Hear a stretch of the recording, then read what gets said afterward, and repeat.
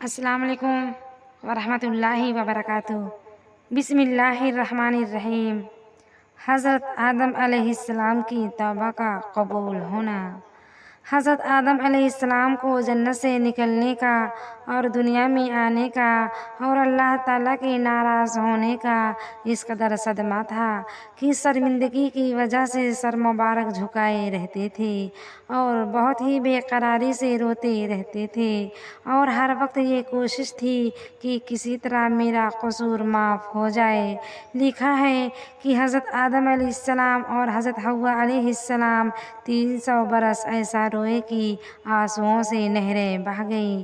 تمام چرند پرند وہ پانی پی کر کہتے تھے کہ سبحان اللہ، کیا عمدہ اور میٹھا پانی ہے۔ آپ اس وقت بہت شرمندہ ہوتے اور کہتے ہائے افسوس میرے قصور پر۔ جانور بھی ہنستے ہیں۔ اللہ تعالیٰ کی طرف سے جواب ملتا، اے آدم، یہ جانور سچ کہتے ہیں۔ جو بندہ ہماری نافرمانی کر کے ہمارے خوف سے ڈرتا ہے اور شرمندہ ہو کر روتا ہے تو ہمارے نزدیک اس کے آنسو شہد سے بھی زیادہ میٹھے ہوتے ہیں۔ محسن اعظم حضور صلی اللہ علیہ وسلم فرماتے ہیں کہ 3 قسم کی آنکھیں ایسی ہیں جن کو اللہ تعالیٰ دوزخ میں نہیں ڈالے گا۔ نمبر 1، وہ آنکھیں جو اللہ تعالیٰ کے خوف اور شرمندگی سے روئی ہوں گی۔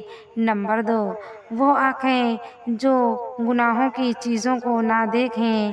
نمبر 3، وہ آنکھیں جو فرض نمازوں کے علاوہ نیند چھوڑ کر تہجد کی نماز میں جاگی ہوں گی۔ لکھا ہے کہ حضرت حوا علیہ السلام بھی اتنا روئیں کہ ان کے آنسوؤں سے مہندی اور سرما پیدا ہوا اور قطرے سمندر میں گرے ان سے موتی بنے۔ حضرت آدم علیہ السلام اور حوا علیہ السلام کی جدائی کو 300 برس گزر گئے اور ایک دوسرے کی جدائی میں تڑپتے تھے کہ اچانک حضرت جبرائیل علیہ السلام آپ کے پاس آئے اور فرمایا کہ آپ حج ادا کریں۔ آپ اللہ کا یہ حکم سنتے ہی حج کو چل دیے۔ حضرت جب عرفات کے میدان میں پہنچ گئے تو آرام لینے کو آپ ایک جگہ بیٹھ گئے۔ کیا دیکھتے ہیں کہ جدہ کی طرف سے حضرت حوا آ رہی ہیں۔ آپ محبت کے جوش میں کھڑے ہو گئے اور دوڑ کر ان کو لپٹ گئے اور دونوں روتے روتے بے ہوش ہو کر زمین پر گر پڑے۔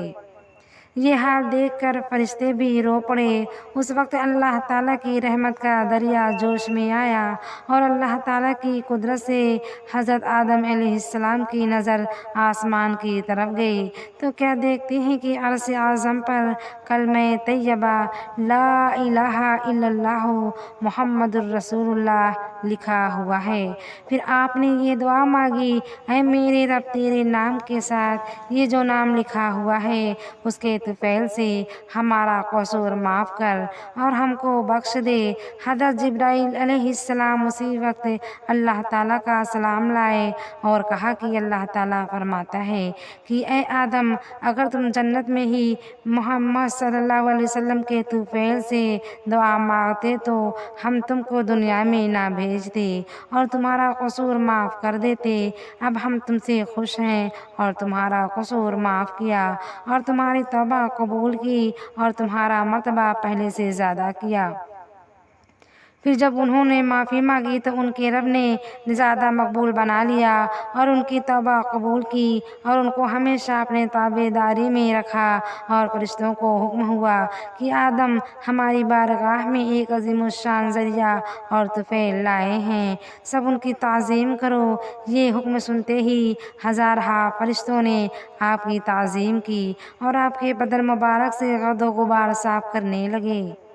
سبحان اللہ، اپنے مالک و خالق، اپنے خدا کے سامنے شرمندہ ہونا، اپنے قصوروں کی معافی مانگنا ایک عجیب بوٹی ہے اور نہایت مبارک علاج اور عمل ہے، اور کس قدر عظیم الشان وسیلہ اور نام مبارک ہے ہمارے آقائے نامدار محبوب خدا حضرت محمد مصطفیٰ صلی اللہ علیہ وسلم کا۔